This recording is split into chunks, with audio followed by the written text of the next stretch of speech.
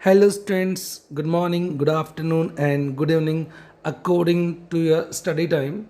So, guys, आज के इस वीडियो में हम स्टडी करने वाले हैं part 5th of the chapter how yoga heals और टॉपिक रहेगा हमारे लॉन्ग टाइप क्वेश्चंस जो हैं इस चैप्टर के वो हम स्टडी करेंगे इस पार्ट में।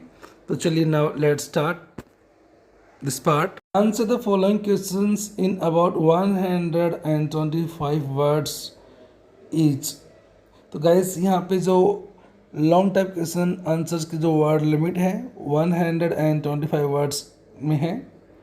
तो आंसर देखिए, explain the relationship between stress and disease. तनाव और बीमारी के बीच में जो रिलेशनशिप है, जो संबंध है, उसको स्पष्ट कीजिए।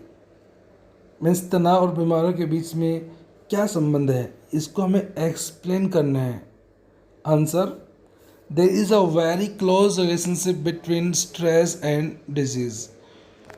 तनाव और बीमारी के बीच में एक बहुत ही गहरा संबंध है। मेडिकल रिसर्च एस्टिमेट्स दैट, जो चिकित्सा संबंधी जो अनुसंधान है उसने ये आंकलन किया है कि as much as 90% of disease means 90% disease जो हैं आर स्ट्रेस रिलेटेड, तनाव से संबंधित हैं। Are few of these diseases, इनमें से कुछ बीमारियाँ ऐसी भी हैं आर कार्डियोवास्कुलर डिजीज़। कौन कौन सी है? कार्डियोवास्कुलर डिजीज़ होती है, हार्ट से रिलेटेड जो बीमारी होती है। डिप्रेशन, एंजाइटी मीन्स तनाव, चिंता, डायबिटीज़। तो ये कुछ बीमारियाँ हैं जो कुछ खास हैं, जो मेनली स्ट्रेस से ही रिलेटेड हैं, जो तनाव की वजह से ही होती हैं। Now it is important to understand how stress develops disease. अब यहाँ ये समझना ज़रूरी है कि तनाव किस प्रकार से डिजीज़ को डेवलप करता है, बीमारियाँ उत्पन्न करता है। व्हेन वी फील स्ट्रेस, जब स्ट्रेस फील करते हैं, तनाव फील करते हैं, the level of cortisol hormone becomes high in a blood. So hormone cortisol जो होता है उसका जो लेवल होता है, उसका लेवल हाई हो जाता है ब्लड के अंदर। This hormone eight normal levels helps maintain an active healthy body. और ये जो हार्मोन होता है अगर नॉर्मल लेवल पे होता है तो ये मदद करता है एक एक्टिव हेल्दी बॉडी मेंटेन करने में। By keeping metabolism and blood pressure good, metabolism और ब्लड प्रेशर को अच्छा रख करके। बट ड्यू टू स्ट्रेस, लेकिन तनाव की वजह से कॉर्टिसोल लेवल्स बिकम्स हाई, जो कॉर्टिसोल लेवल्स हैं वो हाई हो जाता है एंड कॉज स्लीप डिस्टर्बेंसेस, और स्लीप डिस्टर्बेंसेस कॉज करता है, उत्पन्न करता है, मीन्स नींद नहीं आती है। एंड लॉस एपेटाइट, भूख नहीं लगती है, एपेटाइट मीन्स भूख। It's high levels suppress the immune system, उसका जो हाई लेवल है वो इम्यून सिस्टम को भी सप्रेस करता है। सप्रेस मीन्स दबा देना, उसको दबा देता है। इम्यून सिस्टम होता है जिससे कि हमारा जो शरीर है बीमारियों से लड़ने की क्षमता रखता है, that is called immune system. Increase heart rate को बढ़ा देता है।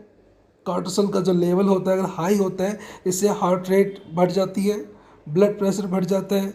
कोलेस्ट्रॉल लेवल्स, जो कोलेस्ट्रॉल जो फैट होती है उसका लेवल भी बढ़ जाता है। These changes are responsible for various disease, और ये जो चेंजेस हैं, ये जो परिवर्तन है, ये बहुत सी बीमारियों के लिए जिम्मेदार है, रेस्पॉन्सिबल है। सो गैस, ये था हमारा फर्स्ट क्वेश्चन। अब हम बात करते हैं सेकेंड क्वेश्चन को लेकर के। Second question, what do you understand by sympathetic nervous system, how does it function. Sympathetic nervous system से आप क्या समझते हैं और ये कैसे फंक्शन करता है, कैसे काम करता है। सो सिंपैथिक नर्वस सिस्टम गाइस, इन हिंदी हम कहते हैं संवेदनशील तंत्रिका तंत्र। सो देखिए गाइस, तो ये क्या होता है, कैसे काम करता है, इसको स्टडी कर लेते हैं। The sympathetic nervous system is a situation, एक ऐसी सिचुएशन होती है when our nervous system at once reacts to something, जिसमें नर्वस सिस्टम एकदम से रिएक्ट करता है, प्रतिक्रिया करता है किसी चीज़ के प्रति। And we have either to face the situation और अवॉइड इट, और या तो हम उस सिचुएशन को हम फेस करें या उसको अवॉइड करें। इस प्रकार का एक रिएक्शन होता है शरीर में। जब कोई भी मीन्स सिचुएशन सामने होती है तो हमारे शरीर के अंदर के सिस्टम एक्टिवेट होता है जो हमें तैयार करता है या तो उस सिचुएशन को हम फेस करें, सामना करें उसका, या उसको हम अवॉइड कर दें, टाल दें। इस सिचुएशन के लिए हमें तैयार करता है। This response is also called fight और फ्लाइट रेस्पॉन्स। इस रेस्पॉन्स को हम फाइट और फ्लाइट रेस्पॉन्स भी कहते हैं। फाइट मीन्स लड़ो, फ्लाइट मीन्स भागो, लड़ो या भागो। ये प्रतिक्रिया जो होती है इसको हम फाइट और फ्लाइट रेस्पॉन्स भी कहते हैं। इन विच, जिसमें देयर इज एन इंस्टेंटनेस सर्ज। इसमें क्या होता है? इंस्टेंटनेस सर्ज। इंस्टेंटनेस सर्ज होता है एकदम से बढ़ावा, वृद्धि। इससे क्या होता है? इसमें एकदम से वृद्धि होती है in heart rate. Heart rate में जो दिल की धड़कन होती है वो एकदम से बढ़ जाती है। कार्डिक आउटपुट, और जो हार्ट के जो काम करने की क्षमता है वो भी इफेक्ट होती है। ब्लड प्रेशर, ब्लड प्रेशर भी इफेक्ट होता है। स्वेटिंग, पसीना आ जाता है। शैलो ब्रीदिंग, सांस लेने में डिफ़िकल्टी होती है, कठिनाई होती है।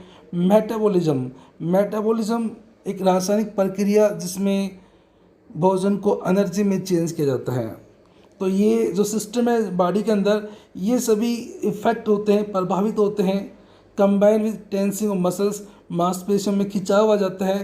तो इस प्रकार के चेंजेस हमें देखने को मिलते हैं जब फाइट और फ्लाइट रिस्पॉन्स एक्टिवेट होता है, जब सिंपैथिक नर्वस सिस्टम एक्टिवेट होता है शरीर में। और ये कब एक्टिवेट होता है?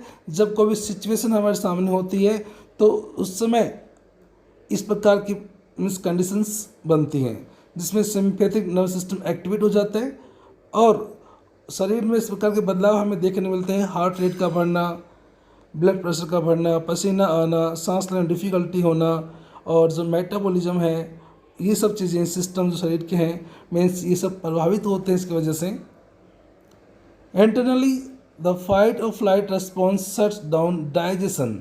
और इंटरनली वैसे आंतरिक रूप से ये जो फाइट और फ्लाइट रेस्पॉन्स है, ये जो प्रतिक्रिया है, लड़ो या भागो, ये जो सिचुएशन है शट डाउन कर देती है, मीन्स बंद कर देती है, डाइजेशन को बंद कर देती है, रोक देती है। एंड एलिमिनेशन, एलिमिनेशन मीन्स उत्सर्जन, मलमूत्र त्यागने की जो प्रोसेस होती है उसको भी ये बंद कर देता है। एंड रिड्यूसेस ब्लड फ्लो, और जो रिड्यूस मीन्स कम करना, और ब्लड के फ्लो को, ब्लड के सर्कुलेशन को कम कर देता है टू द इंटरनल ऑर्गन्स। जो में आंतरिक अंग होते हैं उनमें ब्लड का जो फ्लो, जो सर्कुलेशन होता है वो कम हो जाता है। फॉर अ शॉर्ट पीरियड, थोड़े समय के लिए, this response is a good thing. ये जो रेस्पॉन्स है, ये जो प्रतिक्रिया है अच्छी है। बिकॉज इट प्रिपेयर्स अस, ये हमें तैयार करता है to respond to any environmental threat. जो भी पर्यावरण संबंधी जो चुनौती, जो खतरा होता है उससे प्रतिक्रिया करने के लिए हमें तैयार करता है कि या तो इस सिचुएशन को हम फेस करें या अवॉइड करें। इस चीज़ के लिए हमें तैयार करता है। But if we have this response for a long time, लेकिन ये रेस्पॉन्स, ये प्रतिक्रिया लॉन्ग टाइम के लिए तक बनी रहती है। So due to continuous exposure to stress, exposure means suffer, पीड़ित, तो लगातार तनाव से ग्रस्त होने के कारण it becomes harmful to us, तो ये हमारे लिए हार्मफुल हो जाता है, नुकसानदायक हो जाता है। By severely affecting our healing abilities, हमारी जो हीलिंग एबिलिटीज़ हैं मीन्स बीमारी से लड़ने वाली जो क्षमताएँ हैं हमारी, उनको अफेक्ट करते हुए, बहुत ज़्यादा अफेक्ट करते हुए ये हमारे लिए नुकसानदायक बन जाता है। सो गाइस, ये था हमारा क्वेश्चन नंबर सेकेंड। अब हम बात करते हैं नेक्स्ट क्वेश्चन। क्वेश्चन है guys, what are the benefits of yoga. Yoga के क्या बेनिफिट्स हैं, क्या लाभ हैं, या how is yoga beneficial to health. Yoga किस प्रकार से बेनिफिशियल है, मीन्स यूजफुल है, लाभदायक है हेल्थ के लिए। So guys, answer, there are numbers benefits of yoga. Yoga के बहुत सारे बेनिफिट्स हैं। नंबरस मीन्स असंख्य, बहुत सारे। Yoga decreases the level of stress hormones named cortisol in the blood. Yoga decrease करता है, कम करता है the level of stress hormones named cortisol in the blood. Blood में जो कॉर्टिसोल नाम का जो हार्मोन होता है, जो स्ट्रेस की वजह से होता है, उसके लेवल को कम कर देता है। एंड हेल्प्स रिमूव स्ट्रेस, और रिमूव मीन्स ख़त्म करना, हटाना, और तनाव को ख़त्म करने में, हटाने में मदद करता है। The meditative practice of yoga, yoga के जो मेडिटेटिव प्रैक्टिस हैं, जो ध्यान एकाग्रचित करने वाली जो गतिविधियाँ हैं, जो अभ्यास हैं, reduce the responsiveness of mind to stressor means तनाव उत्पन्न करने वाले कारक। तो योगा के जो मेडिटेटिव वाली जो प्रैक्टिस हैं, जो ध्यान एकाग्रचित करने वाले जो अभ्यास हैं, ये कम करती हैं। रिड्यूस मीन्स कम करना, किस चीज़ को कम करती है? द रेस्पॉन्सिवनेस ऑफ माइंड, मन की जो प्रतिक्रिया है, टू स्ट्रेसर्स तनाव उत्पन्न करने वाले कार्य के प्रति मन की जो प्रतिक्रिया करना है, उस प्रतिक्रिया को रेस्पॉन्सिवनेस को कम कर देता है। क्या? मेडिटेटिव प्रैक्टिस जो होती हैं। एंड लेसन मीन्स कम करना, and lesson the intensity of the fight और फ्लाइट रेस्पॉन्स, और फाइट और फ्लाइट जो रेस्पॉन्स है, लड़ो या भागो जो प्रतिक्रिया है, इसकी जो इंटेंसिटी है, इंटेंसिटी मीन्स तीव्रता, गहनता, उसको भी कम कर देता है। यदि हम मेडिटेशन करते हैं, ध्यान लगाते हैं, तो फाइट और फ्लाइट रेस्पॉन्स की जो इंटेंसिटी होती है, जो तीव्रता होती है, वो कम हो जाती है। द अक्रेंस ऑफ ट्विस्टिंग, इस प्रकार से अक्रेंसेस घटित होना, ट्विस्टिंग शरीर को ट्विस्ट करना मीन्स मरोड़ना, इन्वर्टिंग शरीर को ऊपर नीचे करना, एंड कंप्रेसिंग शरीर को दबाना, ये जो इस प्रकार की जो एक्टिविटीज़ हैं, जो प्रैक्टिस हैं in the yoga postures, yoga मुद्राओं में जो शरीर को कंप्रेस किया जाता है, इन्वर्ट किया जाता है, ट्विस्ट किया जाता है, मीन्स मोड़ा जाता है, ऊपर नीचे किया जाता है, दबाया जाता है योगा मुद्राओं में, तो इससे क्या होता है? Increase the circulation of blood, blood का सर्कुलेशन बढ़ जाता है, एंड बॉडी फ्लूइड्स का भी सर्कुलेशन बढ़ जाता है, which improve the body's ability to deliver the required material to allow healing to take place, जो कि शरीर को जरूरी जो मटेरियल है वो सब प्रोवाइड करके उसकी बीमारी को ठीक करने की क्षमता बढ़ाते हैं।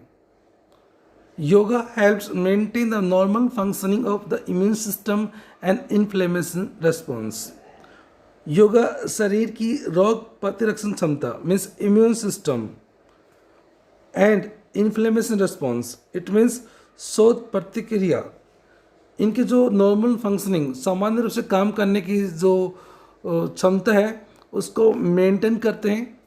Yoga poses to improve muscle strength, yoga muscle strength, जो मांसपेशियों जो शक्ति होती है, स्ट्रेंथ होती है, उसमें भी इम्प्रूव लाते हैं, सुधार लाते हैं। And prevent disease, yoga disease को भी रोकता है, बीमारियों को भी रोकता है, जैसे कि अर्थराइटिस एंड ऑस्टियोपोरोसिस। अर्थराइटिस ये बीमारी होती है, गठिया रोग होता है, जिसमें जॉइंट्स में पेन होता है और हड्डियाँ कमज़ोर हो जाती हैं। इस प्रकार की जो बीमारी होती है अर्थराइटिस कहलाती है। एंड ऑस्टियोपोरोसिस, इसमें भी हड्डियाँ कमज़ोर होने लग जाती हैं, टूटने लग जाती हैं। इन सभी बीमारियों को भी रोकता है yoga. Yoga poses to improve the lung capacity to function, yoga lung capacity जो है, काम करने की जो फेफड़ों की क्षमता है, उसमें भी सुधार लाते हैं। इन दिस वे, इस प्रकार से yoga is very useful health, yoga health के लिए बहुत ही यूजफुल है, लाभदायक है। सो गाइस, ये थे आपके लॉन्ग टाइप क्वेश्चंस, इनको केयरफुली स्टडी कीजिए और अपने नोटबुक में इनको नोट कीजिए। Okay, bye, have a nice day.